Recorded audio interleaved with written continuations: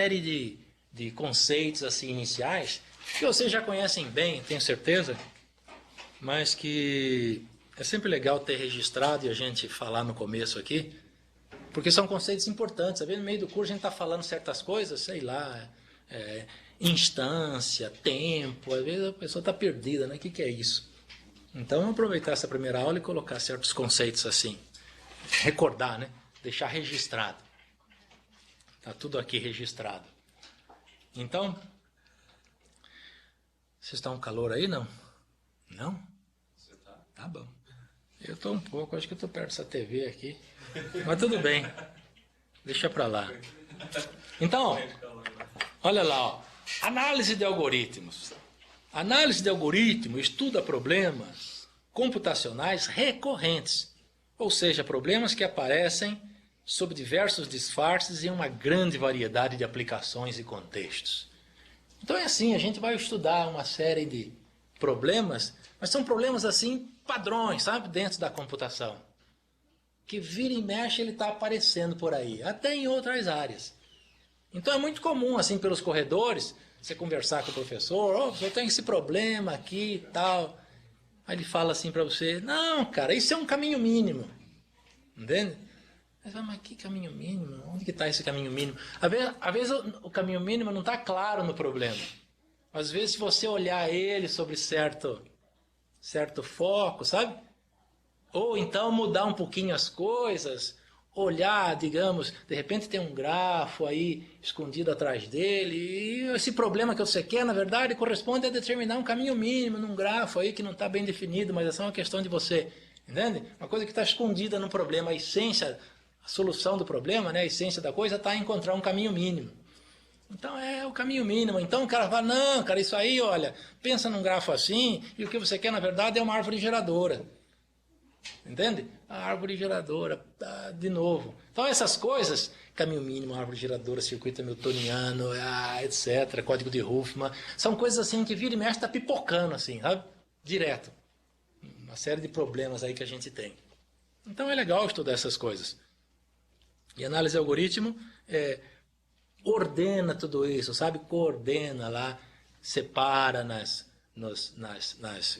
como é que fala, nas técnicas de construção de algoritmos, método guloso, programação dinâmica, etc. Né? Então, enfim. Então, essa aí, em uma frase, é a análise de algoritmo. Então, analisar um algoritmo significa provar que o algoritmo está correto e estimar o tempo de execução do algoritmo. Basicamente é isso que nós vamos fazer. Provar que um algoritmo está correto e estimar o tempo de execução do algoritmo. Isso que significa analisar um algoritmo. Muitos algoritmos, pelo menos, principalmente os mais triviais, você não precisa provar que ele está correto, né? Você não precisa provar que um bubble sort está correto. Porque, sabe, fica lá trocando os números toda vez que está em ordem contrária. Ele troca, claro que ele termina corretamente, né? Dá até para provar se quiser, mas não tem necessidade. Agora, tem muitos outros que parece uma mágica, assim, sabe? Principalmente, por exemplo, os algoritmos gulosos, né? Quando a gente vai ver o algoritmo guloso, ele tem essa característica, assim, de chegar lá e pá, já ir escolhendo a solução. Aí tudo bem, o algoritmo é bem simples em geral. Algoritmos gulosos são bem simples. Mas é tão simples que você olha e fala, gente, mas isso aí funciona? Isso aí dá a resposta correta? É muito natural os algoritmos gulosos. Aí lá a gente prova que o algoritmo está correto. Então, quando a solução não for muito evidente, aí merece uma prova. A rigor, tudo merece uma prova, mas tem coisa que é muito óbvia, você não vai perder tempo provando. Mas o que não é óbvio, merece uma justificativa. A gente fala prova, né? Aí também, depois que você faz o algoritmo, claro, você quer estimar o tempo de execução, né? Muito normal. Enfim, é isso aí. Então, dados dois algoritmos para um mesmo problema, a análise permite decidir qual dos dois é mais eficiente em tempo de execução. Né? Aqui corresponde a comparar algoritmos. Né? Você tem uma solução e tem outra, qual que é melhor? Qual é mais eficiente? Ou as duas são equivalentes. A estimativa do espaço de memória usado pelo algoritmo também é importante em muitos casos. Mas não vamos dar muita bola para espaço usado, é mais eficiência no sentido de tempo. Tempo de execução. Espaço era importante até, sei lá, 10, 15 anos atrás, né? Eu tinha problema de espaço. Hoje em dia não tem tanto problema de espaço. Enfim, mas é tempo. Pode-se dizer que a análise de algoritmo é uma disciplina de engenharia, pois ela procura prever o comportamento de um algoritmo antes que ele seja efetivamente implementado e colocado em produção. Então, antes de implementar, né, a gente analisa o algoritmo, prova que está correto, né? Não tenta mostrar que está correto na execução, né? Você tem a ideia, implementa, ele sempre dá uma resposta certa, aí o outro pergunta, mas isso está correto? Tá. Por quê? Porque ele sempre funciona, ele funciona. Não é assim. Né? Na verdade, ele precisa funcionar por causa que ele precisa estar correto, né, por outros motivos, não porque ele funciona bem para certas instâncias. Vá que ele não está correto, existe uma que ele vai errar, mas que ainda não foi colocado para ele, né? Vá que daqui no futuro aparece um caso lá que ele erra, e daí? Né? Não pode, tem que estar correto. Isso análise de algoritmo tem essa característica, né? Que é o que acontece em engenharia, né? A gente faz o projeto, né? Na engenharia você faz o projeto, né? O arquiteto faz o projeto, tal. Está tudo certinho, o engenheiro executa o projeto. Aqui também a gente projeta o algoritmo e depois executa, ou seja, implementa, né, na máquina. Enfim. Então, no nível mais abstrato, a análise de algoritmos procura identificar aspectos estruturais comuns aos algoritmos e estudar paradigmas de projeto de algoritmos, como divisão em conquista, programação dinâmica, etc. Então, de tanto olhar para o algoritmo, aí você vê que um grupo deles tem a mesma natureza, digamos. Né? Tem esses aspectos estruturais comuns, quer dizer, a mesma natureza. Então, eles são classificados. Então, tem uma série de algoritmos que, para resolver o problema, por exemplo, eles costumam dividir o problema, quebrar o problema em dois, resolver separadamente cada parte, e depois combinar a solução. Então, essa ideia é muito utilizada, né? Esse tipo de solução. Aí, classificou esse tipo de solução como técnica de divisão em conquista. Então, toda vez que você tem um problema, você pode tentar usar essa técnica. Ela não é uma garantia que ela vai sempre ser aplicada com sucesso, mas é uma possibilidade. Né? Tenta dividir o problema. Será que você não consegue dividir o problema, quebrar ele no meio, dividir em dois problemas independentes e tentar resolver os dois, etc. Né? Essa técnica de divisão em conquista. Depois, tem muitos que aceitam a técnica gulosa, ou técnica de programação dinâmica. Entende? Agora, isso tudo aqui são assim, mais conceitos, né? Não tem uma definição concreta do que é uma divisão em conquista, o que é uma programação dinâmica. Então, para aprender isso aqui, a gente vai olhando exemplo, né? Exemplo de solução e vai tentando assimilar aquilo. Falar, isso aqui é legal. Vou tentar aplicar isso nos problemas que eu encontrar. Enfim, tudo bem. Então, no restante da introdução, faremos uma rápida revisão dos conceitos básicos, fixaremos a notação e terminologia empregada no texto. Então, esse blá blá blá aqui já vai acabando devagarinho. Então, vamos falar um pouco sobre problemas e suas instâncias. Então, todo problema computacional possui como dados de entrada uma coleção de casos particulares, que chamaremos de instâncias. A palavra instância é empregada aqui no sentido de exemplar, amostra, ilustração, ou seja, instância é o dado de entrada de um problema. A gente chama de instância, o nome técnico é instância. Certo? Isso é importante, que a análise de algoritmo tem a ver com essas coisas. Você não pode ter dúvida depois. Aí aqui alguns exemplos simples, né? Dado números naturais, x e y, determinar o produto. Fazer o produto de dois números naturais, x e y. O que é uma instância desse problema? É um dado de entrada, né? É um par de números x e y. Então, um par de números corresponde a uma instância. Se a gente for implementar, né, a função que vai resolver o problema vai receber dois números x e y. Né? Cada exemplar é uma instância. Então, cada instância do problema é definida por um par de números naturais. Por exemplo, os números 2 e 3 definem uma instância. Nada de estranho, né? Estamos careca de saber isso aqui. Problema da ordenação. Rearranjar os elementos de um vetor de modo que ele se torne crescente. Então, o que é uma instância? A gente implementa o problema da ordenação, o que ele faz? Ele recebe um vetor e ordena. Uma instância é um vetor, é uma amostra. Né? Cada instância é definida por um número natural n e um vetor de n elementos. Por exemplo, o número 5 e o vetor com 5 elementos definem uma instância do problema.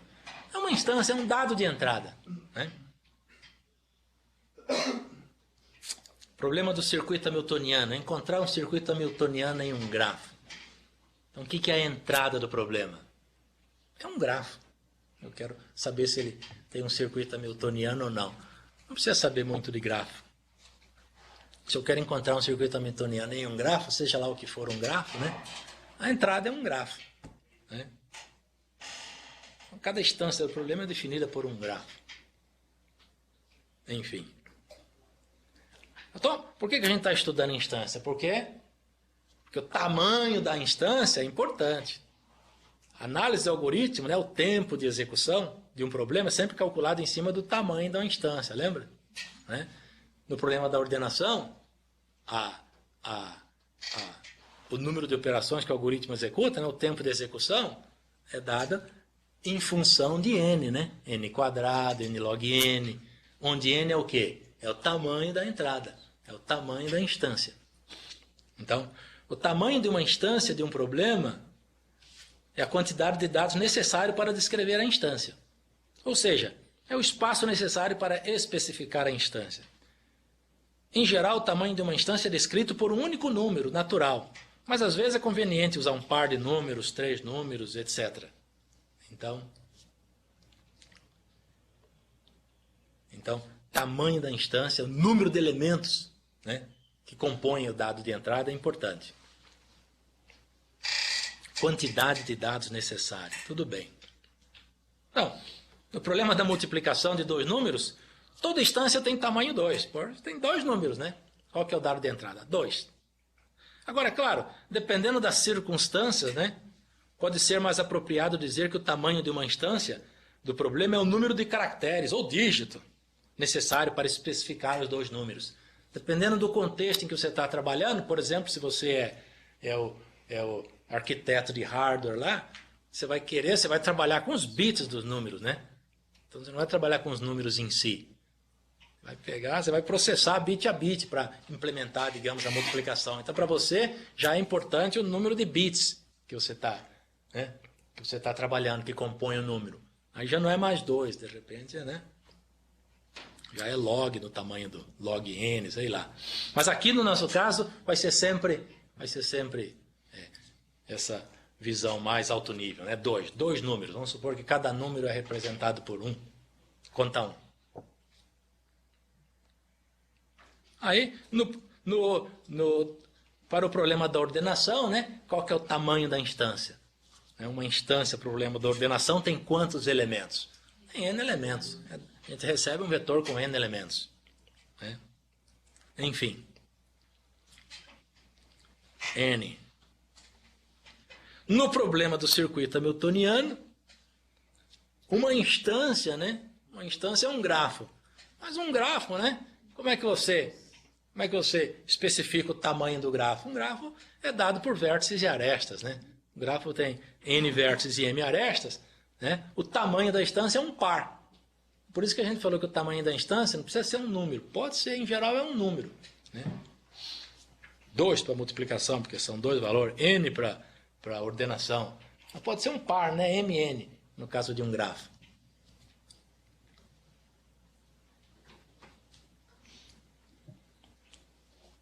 Tudo bem. Olha lá. Dizemos que o algoritmo resolve um problema se ao receber qualquer instância do problema, devolve uma solução correta ou informa que a instância não tem solução. Claro, né? É assim, né? Então, um algoritmo resolve um problema se ao receber qualquer instância, O algoritmo, ele resolve um problema se ele sempre acerta. Ele nunca erra. Né? Se errou num caso, já não está mais correto, já não resolve o problema. Né? Inclusive, você quer saber, ou você quer mostrar que um algoritmo não está correto, está incorreto, o que é que você faz? Não precisa argumentar. Apresenta uma instância. Não, está aqui esse algoritmo, ele funciona, está correto. Não, cara, isso aqui não vai dar certo. Não, mas ele funciona, sempre está correto. Não, tá bom. Então, executa o seu algoritmo com essa entrada. Entendeu? Executou. Qual que foi a resposta? Foi tanto. Olha lá, mas o certo é esta. Pronto. Não está mais correto. Entende? Porque para estar correto tem que resolver, né, qualquer instância. Ou informa que a instância não tem solução, né? Então, tudo bem, são coisas que a gente já sabe, né? Mas como a gente pode deixar tudo escrito aqui, né? Não dá trabalho escrever, é bom a gente recordar essas coisas. Então, tempo gasto por um algoritmo, também conhecido como complexidade do algoritmo. Está bem calor aqui, hein, pessoal. Opa! Agora sim. Agora você... Agora melhorou a situação aí, né, professor? Agora melhorou. Então liga lá, mas a ver com as meninas aí, não sei, né? Tô de casar. Ó. É, cara. Eu acho que isso só um, tá bom? Será? Só do seu lado aí, né? Tá suando aqui. Vai ficar muito frio também, né? Se continuar quente, aí liga o outro, né? Então, ó, o tempo gasto por um algoritmo é dado pelo número de operações consideradas relevantes realizadas pelo algoritmo. E expressa-se esse número como uma função do tamanho da entrada. Essas operações podem ser comparações, operações aritméticas, movimento de dados, etc. Então, ó, o tempo de execução, né, é, na verdade, dado por uma função do tamanho da entrada. É isso aí que a gente vê nos algoritmos. Né? Então você tem lá o problema da ordenação, você tem uma entrada de tamanho n, né? O algoritmo é dado sempre em função de n.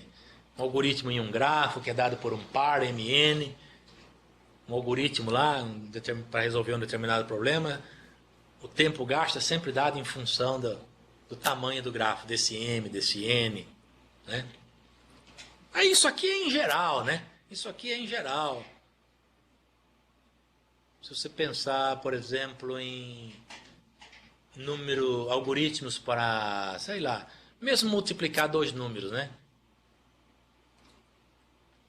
Você tem sempre 2 de entrada, né? Mas aí, como é que você... Eu sempre gasto. A princípio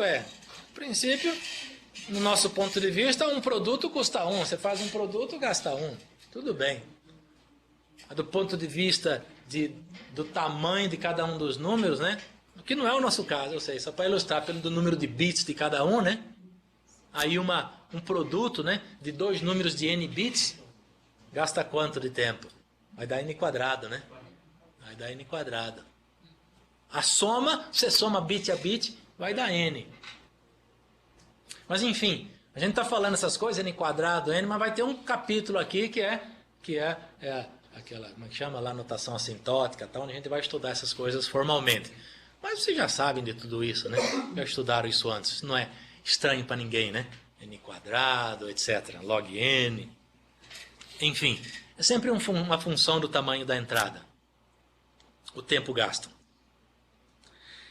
E estamos mais interessados em medir o tempo gasto pelos algoritmos no pior caso. Então isso aqui devia estar destacado aqui, em negrito, ou em vermelho. No pior caso. Isso é importante. Quando a gente calcula o tempo gasto, o número de operações que um algoritmo executa, você pode pensar, poxa, mas para qual instância? Algumas instâncias ele é mais rápido, outras ele pode demorar mais. Não, é sempre no pior caso. Pensa naquela que ele demora mais e e tenta exibir o número de operações que ele faz nesse caso. No pior caso.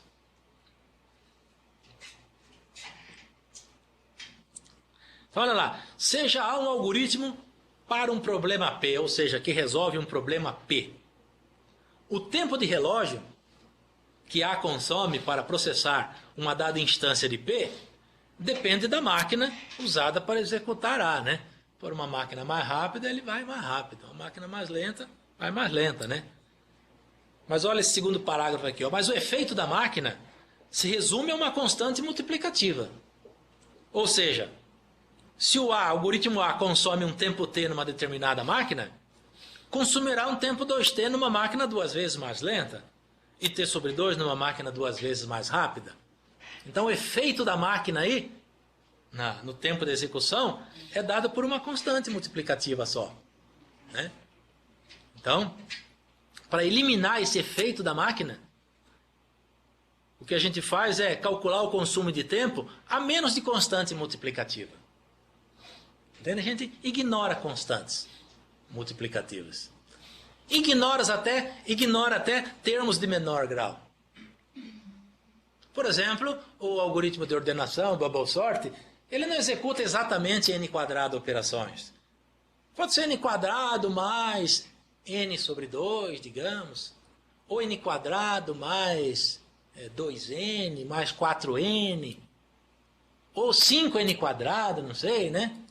Então a gente esquece constante, esquece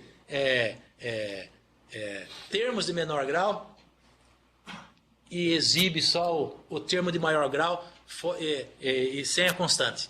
Ou seja, a gente diz O de n quadrado. Entende? É claro que na prática, você pode falar, é claro que na prática, se a constante for alta ou baixa, isso faz diferença na prática, entendeu? Mas esse estudo aqui tem mostrado que a diferença, sabe, a diferença também não é tão grande. A gente não vai projetar um algoritmo que gasta 20 n quadrado, entende? Aí existe um outro que gasta n quadrado. É claro que o de 20 n quadrado é bem mais lento, entende? E na prática você vai implementar o n quadrado, mas na teoria os dois são iguais, porque tudo é n quadrado, 20 n quadrado ou n quadrado, entende? Então, em tese, em teoria, todos esses dois são iguais, 20 n quadrado ou um que é n quadrado ou 2 n quadrado. Mas na prática, é claro que você vai implementar o que tem menor constante, né? Na prática tem um pouco de diferença, mas a diferença não é quase nada. Aqui também não vai chegar a implementar um algoritmo que tem uma constante alta demais. A gente não detecta esse tipo de diferença, entende? O que é eficiente aqui, em geral, é eficiente na prática também. Há um tempo aí, o estudo tem mostrado que esse tratamento é bem eficiente. Funciona. Isso a gente vai estudar lá no capítulo de notação assintótica. A notação assintótica, O, ômega, teta, é ideal para fazer isso. Então, é lá que a gente vai fazer esse tratamento. Bom, exemplos de algoritmos, análise de algoritmos. Exemplos de algoritmos. Isso aqui é só uma recordação bem básica de algumas coisas, mas é mais para dizer que os nossos algoritmos aqui, a gente vai expressar com esse conjunto de instruções. Só com isso, mais nada. Então, isso aqui significa 3 tipos de instruções, né? Instruções de atribuição, instruções de comparação e laços iterativos. Entende? É só isso que a gente precisa para expressar os algoritmos. Então, a nossa linguagem, por exemplo, é composta por essas instruções. Mais nada. Então, essa aqui é a nossa linguagem.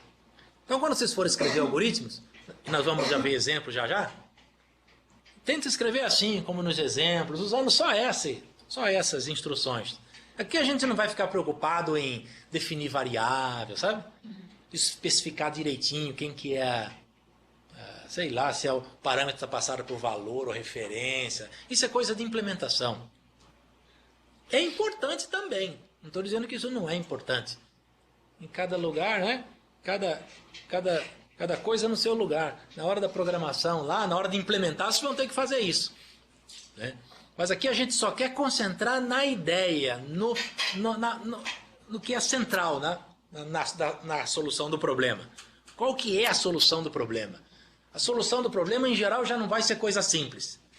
Se junto com a solução a gente estiver preocupado com implementação também, aí vai ficar uma salada.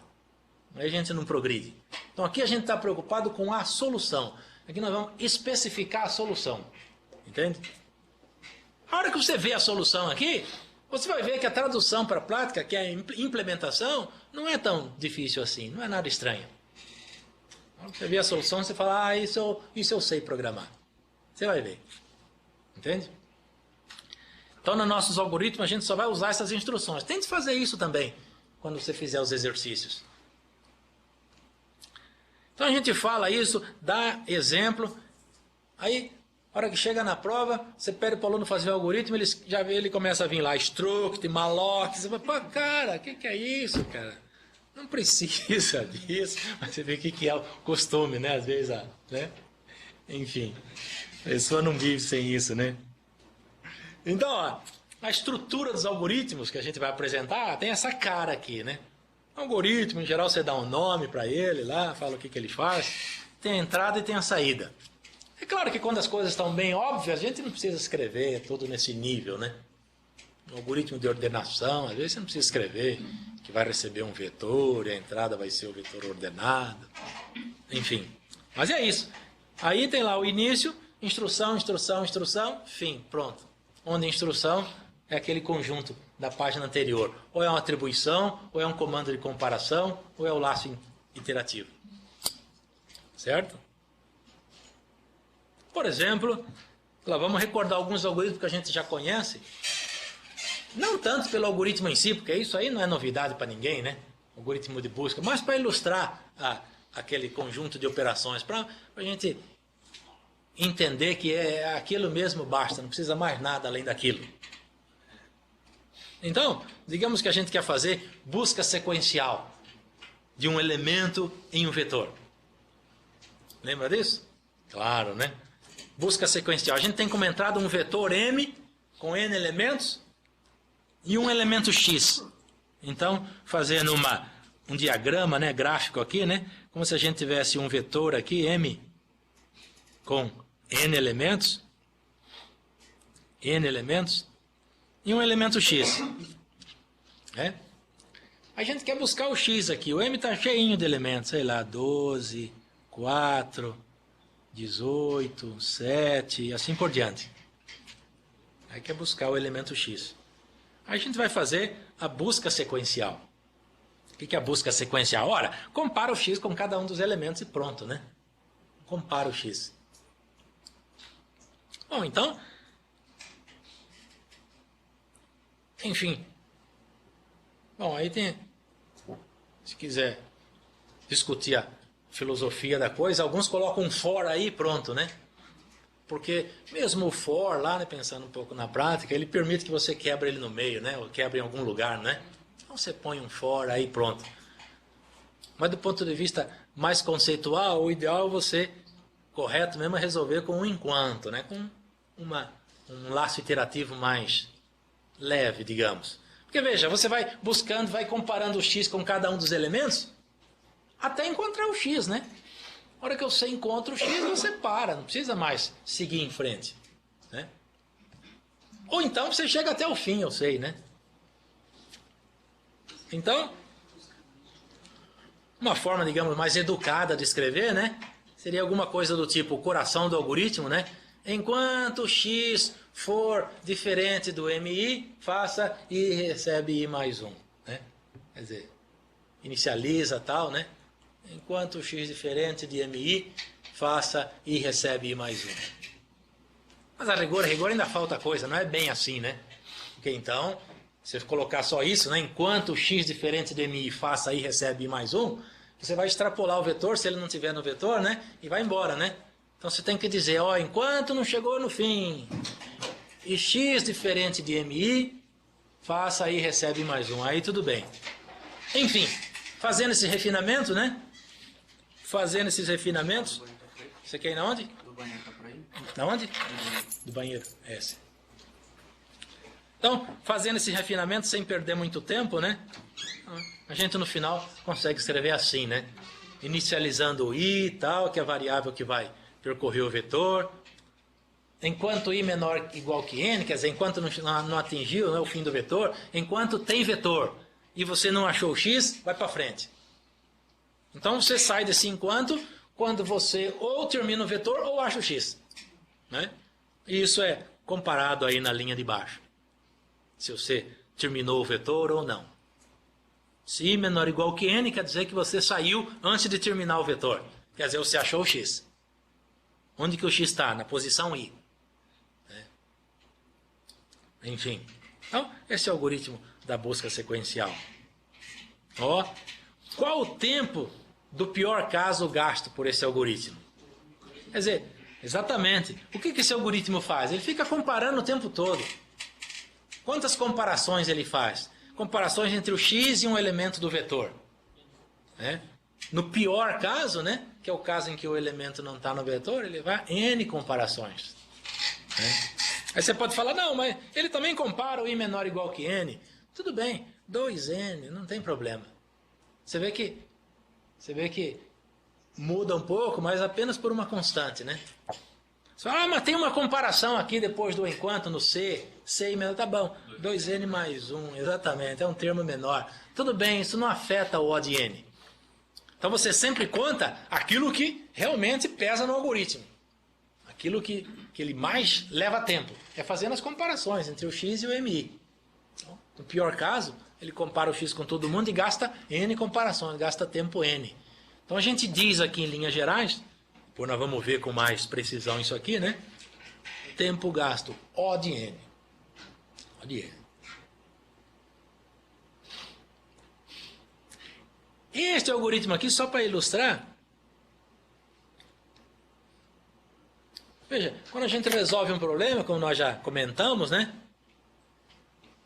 Uma questão natural que vem, e que em geral é difícil, hein, de responder, é a tal história, né? Qual a qualidade dessa solução? Ela é boa? Ela é ótima, no sentido de é a melhor de todas? Será que não pode existir outra busca sequencial que faz menos comparações que essa aqui? Que faz menos do que n comparações? Por que não? Tem? Bom, é claro que, eu sei, tem a busca binária, né? Mas a busca binária é um caso particular, Busca binária só pode ser realizada num vetor ordenado. Então, pensando no caso geral, sem ordenação nenhuma, não vale a busca binária. Aqui não vale a busca binária. Será que esse algoritmo aqui, digamos, ele é ótimo? Entende? Ótimo, é o melhor que existe? Será que não pode existir um outro mais rápido que esse? Mais rápido, ou seja, no pior caso, hein? Claro que ele pode achar o x na primeira comparação, mas sempre no pior caso. Você vai mudar as constantes, né? O 2n mais 1, né? Você tem que olhar para todo mundo. Não, mas em termos de comparação, você tem que olhar para todo mundo, mas em termos de comparação, você pode diminuir o número de comparações. Mas aí vai, assintoticamente vai ser ele. Não, assintoticamente é a mesma coisa, mas... Mas na prática, dependendo, pode ser mais rápido ou não. Sim. Isso depende da implementação, depende... Não, se você... Só da linguagem, por essa ideia aí, só você pega o último elemento do vetor, compara se ele é o x. Se não for, você começa a perguntar e coloca o x como pivô ali. Você só faz a comparação enquanto ele for diferente dele mesmo. Como é que é? Não, o pior caso vai ser o mesmo, não tem como... Espera um pouquinho aí. Você escuta a voz dos alunos, Daniel? Escuto sim. Tá bom. Legal.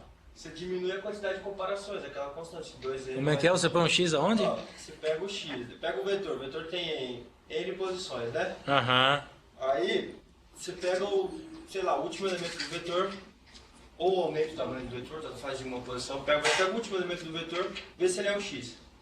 Se ele não for o x, você pega, se ele for o x é o que você quer, beleza. Se ele não for o x, você pega e coloca o x naquela posição. Aham. Daí você faz só enquanto o que você está comparando ali é diferente do x. Porque ou ele vai sair porque ele é o último, ou ele vai sair porque ele saiu lá, entendeu? Tá certo. Aí não precisa aquela comparação do I. Aí Né? você diminui para N mais 2, né? Mais 2. Mais 2, uma de fora e uma de dentro. Aham. Essas coisas, tá vendo? Esses truques, na prática, dependendo do contexto, pode fazer diferença. Com pivô, esse aí. Exatamente. Pode fazer diferença. Mas o fato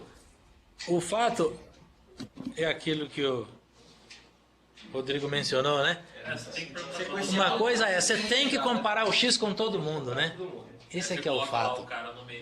Porque se o X tiver alguém que o X não compara, aquele pode ser ele. Não é? Então, veja, com esse tipo de raciocínio você mostra que não existe comparação, não existe busca sequencial, não existe busca que gaste menos do que N comparações. Toda busca tem que gastar pelo menos N. Então ela não pode gastar tempo menos do que O de N. Né? Constante você pode até diminuir, é verdade. Mas o fator N não tem como baixar. Né? Enfim. Até a constante nem pode ser menor do que N sobre 2. Né? Então, este aqui, olha, veja só. Este aqui é um algoritmo simples, mas ele é ótimo. Se você quiser usar busca sequencial, não tem informação nenhuma sobre o vetor, esse é o cara. Não adianta tentar. Talvez com essa modificação, né, para se você quiser implementar, né, enfim. Mas a busca sequencial... a busca sequencial é uma solução ótima. A gente gostaria de fazer isso com todos os algoritmos que a gente construísse e tal, mas é difícil, cara. Você vai ver. O problema da ordenação, para mostrar o limite inferior, lá já leva um certo trabalho. E também é um problema simples até. Então, à medida que vai ficando mais difícil, é difícil. A gente não sabe o limite inferior de problemas em geral, a gente não conhece. Né? Enfim. Então, busca binária. Lembra da busca binária? Aí, busca binária, né? A gente tem um vetor ordenado. Então, temos agora um vetor ordenado, digamos M, um vetor aqui. Ordenado, agora os números são assim, digamos 2, 7, 15 e assim por diante. Até ordenado. Sei lá, 95, 104 e assim por diante. Aí é dado um X que a gente quer saber se ele está aí ou não. Como o vetor está ordenado, né? A gente pode tomar, usar esse fato, né, para fazer uma busca mais rápida, né? Em vez de buscar sequencial, né, o que é que faz? Busca no meio, né? Busca no meio do vetor, já compara o X com o cara aqui do meio, já vê o que acontece. Digamos que aqui o cara aqui do meio, sei lá, é 54. Já compara o X é maior ou menor, ou é o próprio 54, né? Se for o próprio, achou. Se for menor, quer dizer, se for menor, a única chance, né, do X pertencer a esse conjunto, ele está aqui, né? Na metade esquerda, né? E se ele for maior, a única chance é ele estar na metade direita. Então, com uma comparação, veja, a gente elimina a metade do vetor. Mas se o X for menor que 54? Se for menor que 54, a chance é ele estar para a esquerda, né? Se ele tiver, a única chance é ele estar do lado esquerdo, na metade esquerda, né? Se ele for maior que 54, na metade direita. E se for 54, todo mundo lembra disso, né? Aí como é que a gente coordena esse intervalo? Que isso aí, veja, quando a gente decide que o X está na metade esquerda, então nós fazemos uma nova busca, né? Ou seja, um novo laço iterativo, onde é o problema de novo, é a nova iteração, né? Onde ele olha só para a metade esquerda agora. Como que a gente baliza essas coisas? Basta colocar 2 índices, né? É uma forma de implementar, né? Uma forma de implementar. Então, a cada instante a gente está sempre olhando para o intervalo do vetor, né? Então a gente determina esse intervalo com 2 índices, o menor e o maior. Lembra? L e R, de left e right. Extremo esquerdo e extremo direito. Aí você calcula o elemento do meio, pela soma dos dois, divide por 2, né? Calcula o elemento do meio, compara o X. Se o X é igual, bem. Se o X for menor, pega esse maior aqui diminui para cá, para na próxima iteração ele já iniciar na parte correta, né? Se o x for maior, pega o R, né? O L do extremo esquerdo menor, empurra para cá, na próxima iteração ele já olha para metade maior. E assim por diante. Bom, então, fazendo todas essas adaptações aí, né? Tem uma variável booleana aqui, só para... Depende da implementação, isso não precisa tanto. Coloquei aqui só para constar, né? Então, inicializa lá o extremo esquerdo do vetor e o extremo direito. L é o extremo esquerdo, igual a 1, R igual a N, porque inicialmente a gente olha para o vetor inteiro, né? E uma variável booleana aí que diz que se achou, já achou ou não achou, só para facilitar a escrita. E então, a filosofia é a mesma coisa. Esse enquanto L menor ou igual que R significa enquanto tem vetor. Né? Enquanto não acabou o vetor. E não achou? Faça. E entra no laço iterativo. É dado por esses 3 comandos que estão indentados aí. Então, esse K representa a metade do vetor. L mais R sobre 2 piso. Então, nesse instante, você está olhando para a metade do vetor. Compara o x com esse cara. Se o x for igual a esse cara, achou. Se não, se o x for maior, você olha para a metade da direita. Ou seja, pega o L e empurra para o K mais 1. Se não, é porque o x é menor. Então, você pega o R e empurra para o K mais 1. Entende essas operações de L e R? Né? Quer dizer, na segunda iteração que a gente está fazendo, aqui no desenho, aqui, compara o x com esse MK. Esse aqui seria o K da história. Inicialmente, o L está inicializado aqui e o R está inicializado aqui. Então, se o x for menor que MK, então ele tem que, se ele tiver, ele está no extremo esquerdo. Então, na próxima iteração, eu quero olhar só para a metade esquerda, digamos, do vetor. Então, empurra esse R para cá. Na próxima iteração, ele vai olhar para esse pedaço do vetor. E se o x for maior que MK, deixa o R quieto lá e empurra o L para lá. Então é isso que está fazendo essas operações aqui. Ó. É isso que está fazendo essa penúltima linha aí. Se não, se x for maior que MK, então L recebe K mais 1, se não, R recebe K menos 1. Tá? Arrumando o L e o R para a próxima iteração. E esse C no final aí, se achou, já é fora do enquanto. Depois que ele saiu do enquanto. Se ele achou, é porque achou, né? Imprima, achou o x, sim. Onde que está o x? Na posição K. K é onde ele achou o x. Se não, imprima não, dizendo que o x não pertence ao vetor. Tranquilo, né? Recordando só, né? Recordando. E qual o tempo, no pior caso, gasto por esse algoritmo? É? Log n, né? Log n. Mas por que será que ele gasta log n, hein? Tá claro que é log n? Bom, claro, não tá tão claro, né? Não é igual a busca sequencial que ele busca 1 por 1, é n.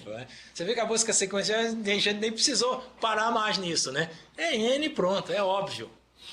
Aqui é óbvio que é log n, bom, não sei de onde vem esse log a princípio, né? Não é tão óbvio assim. Então, talvez já precisa de mais um raciocínio aqui, né? De onde que vem esse log n, afinal? Bom, uma forma de enxergar esse log, né? Uma forma de enxergar esse log, vou pegar uma página em branco aqui. Tem várias formas, uma delas é fazer uma continha muito simples, né? Faz uma tabelinha aqui. Pode fazer uma tabelinha calculando iteração e número de elementos no vetor. Número de elementos no vetor. Vamos fazer essa tabelinha aqui. Então, na primeira iteração, quantos elementos o vetor? Tem n. Não é? Na segunda iteração, n sobre 2. Ele faz uma comparação lá e já quebra o vetor no meio, né? Seja para menor ou maior, ou seja, em termos de tamanho, o vetor vai ter n sobre 2, né? E a cada iteração ele vai sempre quebrando no meio, né? Sempre que ele tem, quebrando no meio. Então, na terceira iteração, quantos elementos o vetor vai ter? N sobre 4, né? Que é 2 ao quadrado, né? Tá vendo o que está acontecendo? Na quarta iteração, o número de elementos vai ser N sobre 2 ao cubo, né? Então, na 10ª iteração, depois de I passo, quantos elementos o vetor vai ter? 2 elevado a I menos 1, né? Porque a potência do 2 é sempre uma a menos que esse número aqui, né? Que é a iteração, exatamente. 2 elevado a I menos 1. Agora, uma hora esse negócio vai parar, né? Uma hora esse negócio vai parar. Na última iteração, o número de elementos, pensando no pior caso, né? Que ele nunca acha o x, vai embora sempre. Na última iteração, quantos elementos tem o vetor? Um elemento. Digamos que nessa última ele acha o x, ou não acha e para, né? De qualquer forma. Então, na última iteração, o vetor vai ter um elemento. Então, vai chegar um ponto em que o número de elementos desse vetor vai ser 1, pensando no pior caso. Então, vai chegar um ponto em que n sobre 2 elevado a I menos 1 fica igual a 1. Né? Se você quiser... Bom, tudo bem. Bom, agora a gente resolve essa continha aqui. Resolve essa continha e isola o I. O I que representa o número de iterações, né? Então a gente vai ficar aqui n igual a 2 elevado a I menos 1. Né? Como é que faz para isolar o I? Aplica o log, né? Daí é que vem o log, entendeu? Aplica o log dos dois lados. Log n igual... I menos 1, né? Então, o I vai ficar log n mais 1, exatamente. Então, ó, I, ele realiza, no máximo, log n mais 1 iterações. Esse algoritmo. Número de iterações. I. No pior caso, ele realiza, no máximo, log n iterações. Mas em cada iteração, veja... Em cada iteração, dentro do enquanto, ele faz um número constante de operações, né? Se quiser contar tudo, faz uma atribuição, compara o x com mk, depois de novo compara o x, vê se o x é maior que mk. Faz 2 operações de comparação aí dentro. Então ele gasta, digamos, veja, ele realiza log iterações. Em cada iteração ele gasta 2 comparações. Só contando as comparações. Então, o tempo total dele é 2 log. Né? Em termos de notação assintótica, é log, a gente simplesmente diz log, porque é menos de constante. Né? Daí é que vem o O de log n. Ó, aqui tem uma descrição mais precisa disso. Aqui tem uma de novo esse argumento que nós fizemos. Ó, o tempo gasto pela busca binária é proporcional ao número de iterações do laço enquanto faça. Do laço. O número de elementos do vetor no início da primeira iteração é n. A segunda iteração é n sobre 2, igual que nós fizemos. Ó. A terceira iteração é n sobre 2 ao quadrado. Iésima mais uma iteração é n sobre 2 elevado a ele. Ele foi mais esperto. Iésima mais uma iteração. Porque tanto faz, né? Iésima. É quando a gente está fazendo, né? A gente copia, né, do livro, né? Quando você faz aqui, né, não tem livro, né? Em geral... Enfim, aí você iguala o n sobre 2 elevado a i igual a 1. Aí dá certinho i igual a log n. Né? Então ele faz. Portanto, o tempo gasto pela busca binária é O de log n. Que o número de iterações é log n. Dentro de cada iteração é um número constante. Isso já é suficiente. No nosso caso é 2 comparações. Da log n. Aqui vem o log n. Então, tá vendo? Certas coisas precisam de uma justificativa. Justificativa. Essa é uma delas. E é uma coisa bem básica, né? Algoritmos de ordenação. Nem precisa, né? Falar nisso, né? Quem que não conhece esses, né? Eu acho que vocês até ensinam esses aqui, né? Bom, aqui está o Bubble Sort. Só para mostrar o jeitão dele, né? Só para lembrar, né? Que usa as instruções que nós determinamos lá. Olha lá, para. E uma linha de comparação, né? Aí, veja, aí tem uma sequência de operaçõezinhas, tá vendo? Se o MI for maior que o MI mais 1, que é isso que faz o Bubble Sort, né? Vai trocando cada um com o seu sucessor, né? Se a ordem está trocada, ele vai trocando, colocando na ordem certa. E essa troca, a rigor, são 3 operaçõezinhas, né? Para trocar. Mas como isso aí, para não poluir muito a descrição aqui do algoritmo, a gente simplesmente faz assim, não tem problema nenhum. Certas atribuições, certas coisas muito óbvias que não vai influenciar nada no algoritmo, entende? Porque, veja, a gente quer concentrar no algoritmo. O coração do algoritmo é esse. É assim. Entende? Na verdade, o coração do algoritmo é esta linha. É esta linha. As outras 2 primeiras linhas são só, digamos, administração. Né? Burocracia do algoritmo. Mas, enfim. Então, tá vendo? Então, o que nós estamos mostrando aqui são exemplos de que aquele nosso conjunto de instruções é necessário para... É suficiente. Necessário e suficiente para descrever os algoritmos. Não precisa mais nada além daquilo.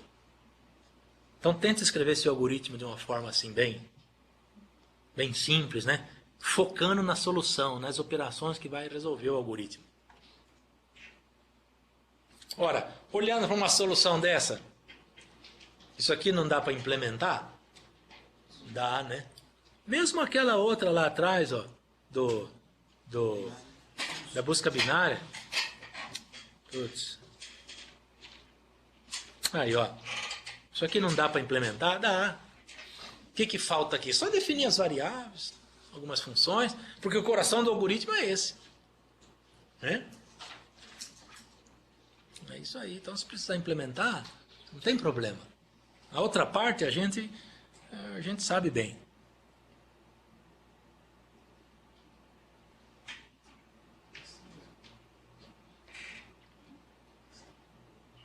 Tem um errinho, não, seu algoritmo aí? Tem errinho aí? Esse para aí tá meio invertido, né?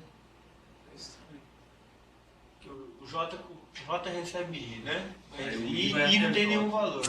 Errado, exatamente. O que tem que ser aqui? I é 1, né? 1, exatamente. J, I... Nossa, cara, que coisa estranha. Não funciona não, isso aí. Assim não funciona, né? Assim, o 1 recebe o I. Cara, que é isso? Não funciona não. Mesmo se consertar isso aí, não funciona. Não funciona? Acho que o I tem que, se o I receber J mais 1 e for até N menos 1, acho que ele já funciona. Acho que vai. Só que você vai ter que mudar aí. O I tem que receber o Não, J e... desse jeito que eu coloquei aí, eu acho que funciona, não? J de 1 até N menos 1. Esse J está indicando o número de iterações. Veja que o J na linha do C não tem J. Funciona, aí funciona. Isso aqui está dizendo, tem N menos 1 iterações. Não, tá certo. Em cada iteração, o I varia de 1 até J. Então, na primeira iteração, ele varia de 1 até 1. Não, de 1 até 1, tá certo. Ele vai comparar 1 com 2, porque o embaixo é I e 1 mais 1, tá certo. Ah, exatamente. Na verdade, ele varia de 1 até J, mas... Não tá certo, hein? Não tá certo, senhor. Ó, ele vai comparar o primeiro com o segundo. O J tem que ser N menos 1 até 1, né? Acho que esse J... Putz, cara, quem que fez isso aqui, hein? Isso aqui, ó. Se você começar do final, tudo bem. Assim, né? Mas dá pra corrigir aí, professor. Desse jeito dá pra corrigir, ó. Do jeito que tá aí. J recebe o 1 até N menos 1. Aí você faz o I J recebe J mais 1 até o N menos 1. Aí você compara ali se o MJ for maior que o MI. Aí vai trocar.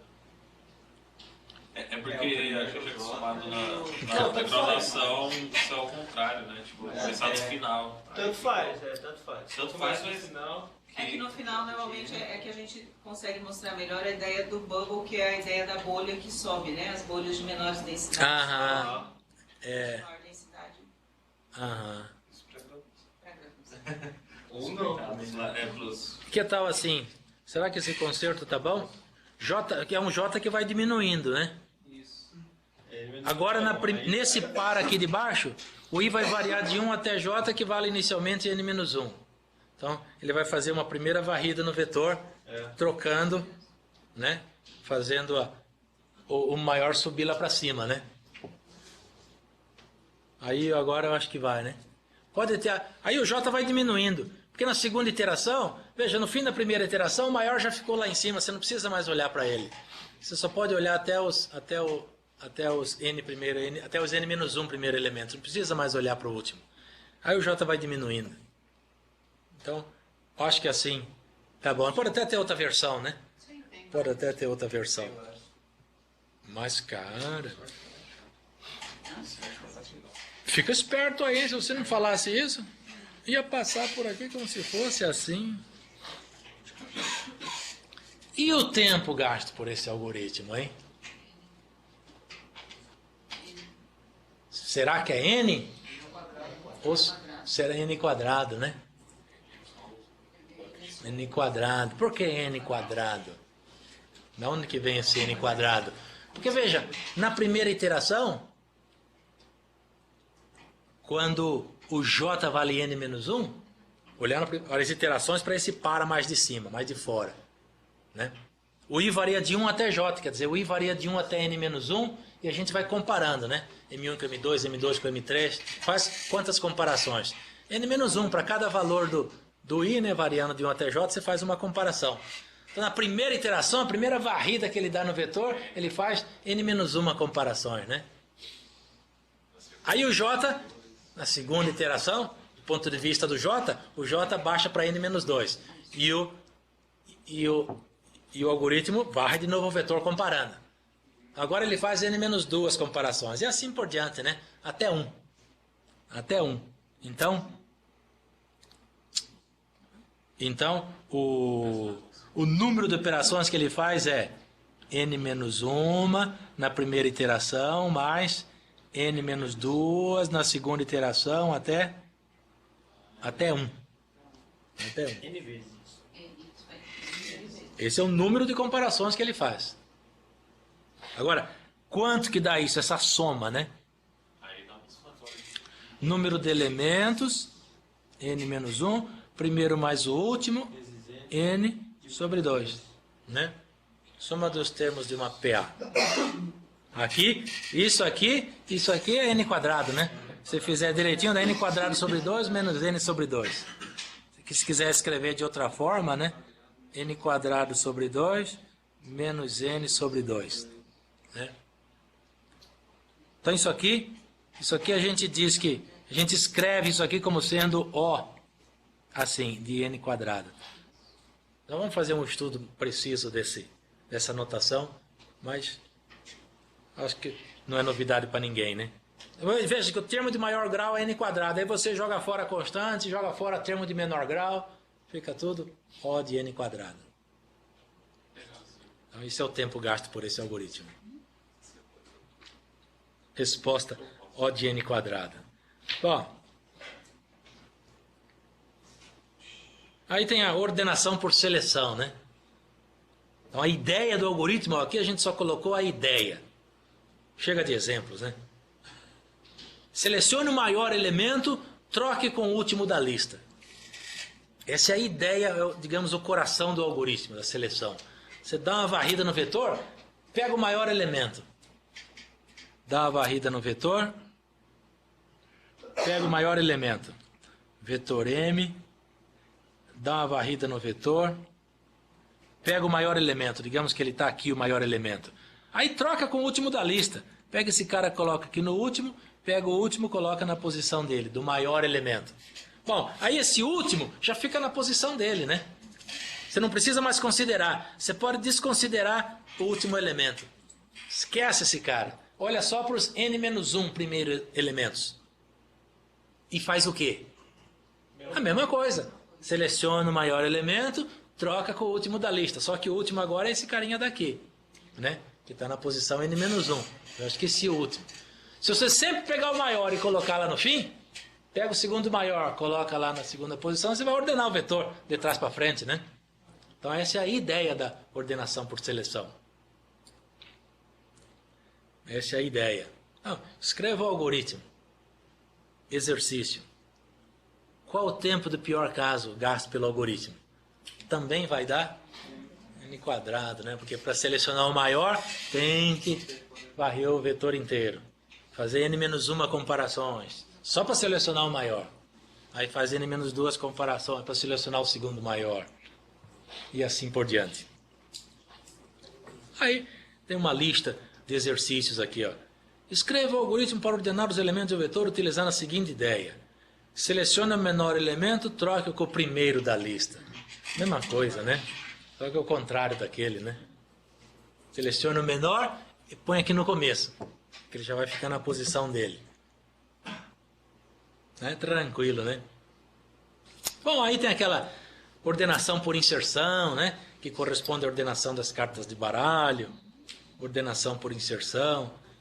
Escreva um algoritmo para verificar se os elementos de um vetor estão em ordem não decrescente. Só para verificar. Muito simples, né? Só quero saber se ele está em ordem não decrescente ou não. Vai analisando um por um. É um tipo um bubble sort, só que você vai dar uma resposta sim ou não. Se está tudo certinho, né? Resposta sim. Só que você não precisa trocar nada, você não precisa fazer nada. Isso é só para verificar se os elementos estão em ordem. Se ele já está ordenado, digamos. Para verificar se o vetor já está ordenado. E assim por diante. Tem esse aí e tal.